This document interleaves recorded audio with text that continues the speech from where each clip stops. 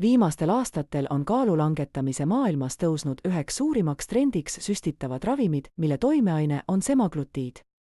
Nende mõju veresuhkrule, isule ja kaalule on tõestatud, kuid kõrge hind, kõrvaltoimed ja meditsiiniline järelevalve teevad selle paljudele kättesaamatuks.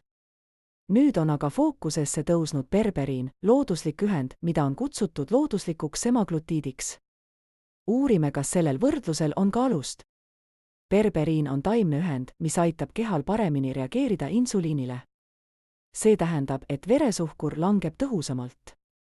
Uuringud on näidanud, et berberiin võib alandada tühja kõhu veresuhkrut, hemoglobiin A1C taset ning parandada ka kolesterooli näitajaid.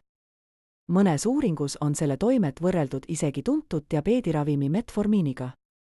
Kuid oluline on teada, et berberiin ei mõju täpselt samal viisil nagu süstitavad GLP-1 tüüpi ravimid. Berberiin aktiveerib organismis AMPK nimelise ensüümi, mis mängib olulist rolli raku energiavahetuses.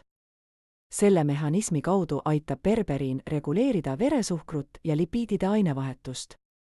Lisaks on täheldatud selle positiivset mõju ülekaalu, rasvumise, diabeedi ning üldise ainevahetuse probleemide puhul. Eriti hästi sobib see inimestele, kellel on probleeme veresuhkru tasakaaluga või insuliinitundlikkusega ning sellest tuleva ülekaaluga.